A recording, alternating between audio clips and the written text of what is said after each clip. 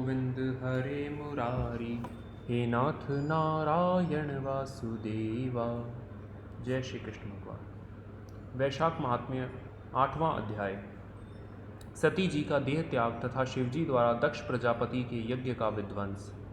तदनंतर राजा मैथिल ने कहा, हे ब्राह्मण, जलदान न करने से इक्ष्वाकु वंशीय राजा का 3 जन्म तक चातक होना और फिर मेरे घर में गृह गोधिका का होना ठीक ही हुआ।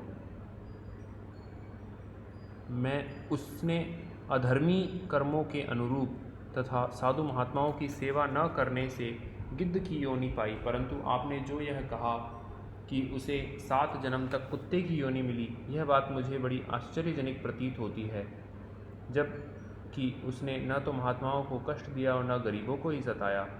उसने सेवा नहीं की, अतः उसे फल नहीं मिलना चाहिए था। बिना कारण ही उसे कुत्ते की योनि क्यों मिली? हे विप्रवर, मैं आपका प्यारा शिष्य हूँ, आप मेरे इस संशय को कृपया करके दूर करिए। राजा के प्रश्न को सुनकर महायशस्वी श्रुतदेव धन्य है ऐसा कहकर कहने लगे, हे राजन, हे पाप रहित, जो तुमने पूछा है मैं उसका समाधान कहता हूँ। यही बात कैलाश के शिखर पर शिवजी से पार्वती जी ने भी कही थी। सब लोगों की रचना करके उनकी पारलौकिक और अहलौकिक दोनों प्रकार की स्थिति बताई, जल सेवा, अन्न सेवा और औषधि सेवा।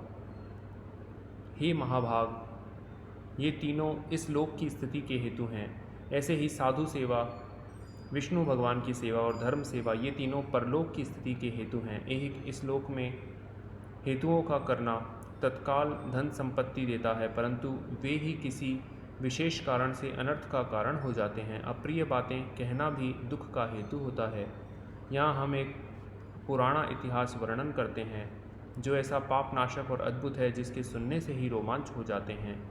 यज्ञ दीक्षा में उपंगत दक्ष प्रजापति एक समय महादेव जी को बुलाने कैलाश पर गए। उन्हें देखकर उन्हीं की भलाई सोचते हुए महादेव जी ने उठकर उनका आदर नहीं किया। शिव जी ने सोचा, मैं संपूर्ण देवताओं का गुरु हूँ, वेद से जानने योग्य सनातन हूँ, चंद्रमा और इंद्र आदि यज्ञ भाग लेने वाले हैं। स्वामी सेवक को अभ्युत्थान नहीं देता। स्वामी सेवक के आने पर पति स्त्री के लिए, गुरु शिष्य के लिए नहीं उठते हैं, ऐसा शास्त्र वेत्ताओं का मत है। गुरुत्व में संबंध कारण नहीं होता, यह श्रुति वाक्य है।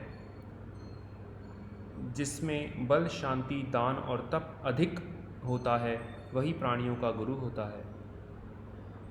नीच ही भृत्य सेवक होते हैं, जो स्वामी की आज्ञा से उठते हैं। जो स्वामी स्वयं भृत्यादि के लिए उठते हैं, उनकी आयु, धन और यश तत्काल नष्ट हो जाते हैं, इसलिए मुझे उठना उचित नहीं है। यह मेरा प्यारा श्वशुर है। ऐसा विचार कर दक्ष प्रजापति की भलाई सोच महादेव जी आसन से न उठे। तब महादेव जी के उठकर आदर न करने पर प्रजापति को बड़ा क्रोध आया और अनेक प्रकार से महादेव जी के आगे ही उनकी निंदा करने लगा कि ऐसा दरिद्री अहंकारी, जिसका धन केवल एक बूढ़ा बैल है, चर्म ही एकमात्र वस्त्र हैं, कपाल की हड्डी धारण करने वाला, भस्मासुर से डरकर दूर भागने वाला, शमशानवासी, सर्पों के आभूषण धारण करने वाला है, संग में रात दिन भूत प्रेत पिशाच आदि ऐसे ऐसे दुर्जन रहते हैं। ऐसे अपवित्र कुलहीन पाखंडी को दुरात्मा नारद जी के कहने में आकर मैंने अपनी कन्या सती का विवाह इनके संग कर दिया।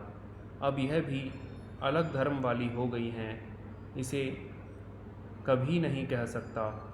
मेरा पुत्री से भी मुझे कोई प्रयोजन नहीं है। जैसा कुम्हार का घड़ा चांडाल के हाथ लग जाने से किसी काम का नहीं रहता, ऐसे कह विमूढ़ आत्मा दक्ष ने सती और शंकर को निमंत्रण नहीं दिया और अनेक प्रकार के कुवाक्य कहता हुआ अपने घर को चला गया। यहाँ दक्ष प्रजापति जी ने शिव जी के सम्मुख जो वाक्य बोले हैं, वो वाक्य शिव जी के निंदा स्वरूप थे और इस तरह के वाक्य यहाँ हालांकि कथा में आए हैं, इसलिए मुझे पढ़ने पड़े हैं। वैसे अंगद जी ने भी श्री रामचरितमानस में कहा है कि हरि हर निंदा जे सुनि काना, हो ही पाप गो घात समाना। अर्थात विष्णु भगवान और शिव जी की निंदा अगर हमने अपने कानों से सुनी तो वो गो हत्या के समान पाप होता है। ये अंगद जी ने रावण जी से कहा था। लेकिन यहाँ पर हालांकि ये कथा के संबंध में आए हैं, इसलिए मुझे ये पढ़ने हुए और इससे मैं शिव जी से क्षमा भी मांगता हूँ।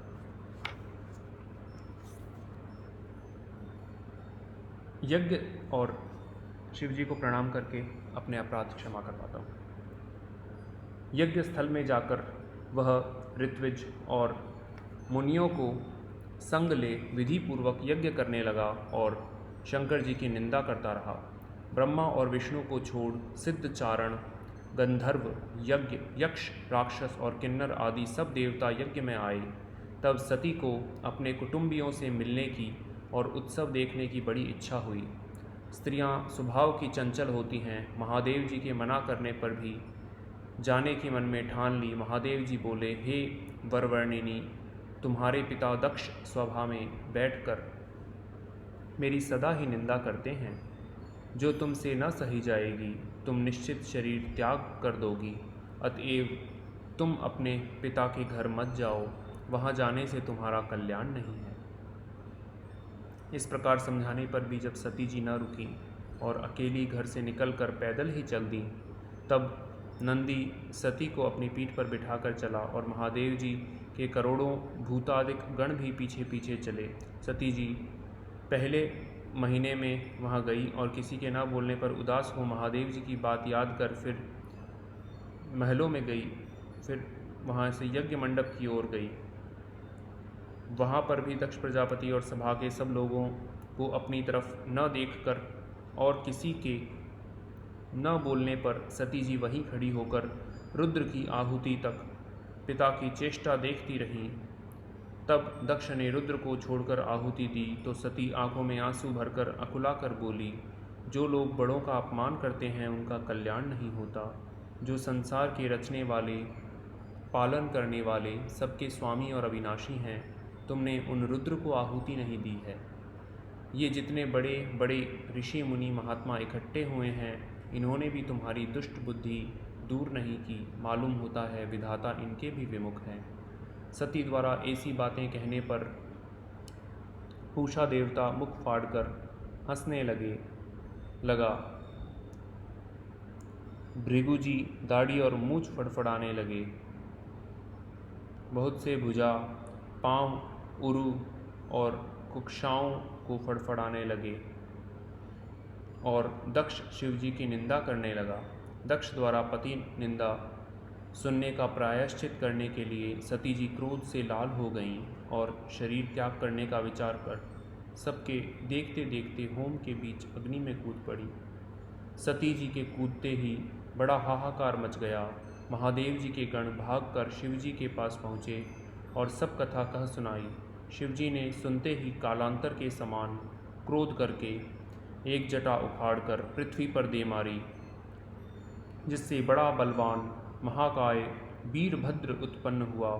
उसके सहस्र भुजा थी, रूप यमराज के समान था। वह महादेव जी के सम्मुख हाथ जोड़कर कहने लगा, प्रभो क्या आज्ञा है। यह सुन क्रोधित रुद्र भगवान सम्मुख खड़े हुए वीरभद्र से बोले कि तुम बड़े बड़े बलवान भूतगणों को अपने साथ ले जाकर मेरे निंदक दक्ष का शीघ्र ही नाश कर दो, जिसके कारण मेरी प्रिया सती को शरीर त्यागना पड़ा है। महादेव जी की आज्ञा पाकर वीरभद्र सब गणों को साथ लेकर यज्ञशाला में पहुँचे और देवता, असुर, मनुष्य आदि सब सुभटों को मार गिराया। पूषा जो हंसा था उसके दांत उखाड़ डाले। दुरात्मा भृगु की दाढ़ी और मूछ उखाड़ डाली। जिसने जो जो अंग फड़फड़ाया था उसके वही अंग वीरभद्र ने उखाड़ फेंके। भृगु जी के मंत्र बल से दक्ष के सिर की रक्षा होने के कारण बड़े उद्यम करने पर भी जब सिर न कटा, तब रुद्र ने स्वयं आकर उस दुरात्मा दक्ष का सिर काटकर अलग कर दिया और यज्ञ में जो जो आए थे उन सब का संहार करके शिवजी गणों सहित कैलाश को चले गए। जो मरने से बचे थे वे ब्रह्मा जी की शरण में गए। तब ब्रह्मा जी सबको संग लेकर कैलाश पर शिवजी के समीप पहुँचे और अनेक स्तुति कर महादेव जी का क्रोध शांत करके तथा उनको साथ लेकर यज्ञशाला में पहुँचे और जितने यज्ञशाला में मारे गए थे उन सभी को जीवन दान दिया। सदाशिव ने दक्ष के धड़ पर बकरे का सिर रखकर जीवन दान दिया। इसी कारण शिव उपासक उनकी प्रसन्नता के लिए बम बम बम किया करते हैं। ऐसे ही बकरे की दाढ़ी भृगु जी के मुख पर लगा दी, पूषा के दांत नहीं लगाए, उससे कहा यह अन्न को पीस कर खा लीजिए करेगा। इस प्रकार किसी के अंग लगाकर सबके अंग जोड़कर उन सब का कल्याण कर दिया। दक्ष का यज्ञ पूरा कर सब देवता अपने अपने स्थानों को चले गए और शिवजी नैष्ठिक ब्रह्मचर्य व्रत धारण कर गंगा तट पर पुन्नाग वृक्ष के नीचे तप करने लगे। उधर दक्ष पुत्री सती जी ने हिमालय के घर उसकी स्त्री मेनका के गर्भ से जन्म लिया और वहीं पर उसका पालन पोषण होने लगा। इसी बीच तारकासुर नाम का राक्षस उत्पन्न हुआ, जिसने परमेष्ठी ब्रह्मा का घोर तप किया था, जिससे ब्रह्मा ने प्रसन्न हो उसे वर दिया कि तू देवता, मनुष्य, राक्षस, नाग आदि किसी के द्वारा नहीं मरेगा और न किसी अस्त्र शस्त्र से मरेगा।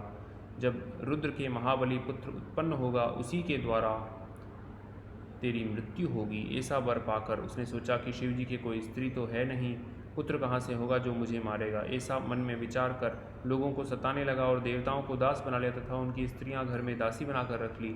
तब देवताओं ने दुख पाकर ब्रह्मा जी की शरण ली। ब्रह्मा जी ने देवताओं को समझाया कि रुद्र भगवान की पत्नी सती ने अपने पिता दक्ष के यज्ञ में शरीर त्याग करके अब हिमालय के घर में जन्म ले लिया है, जिसका नाम पार्वती है, और रुद्र भगवान हिमालय के शिखर पर घोर तप कर रहे हैं। किसी तरह पार्वती जी का पानी ग्रहण रुद्र भगवान से कराने का उपाय करो। जय पार्वती माता।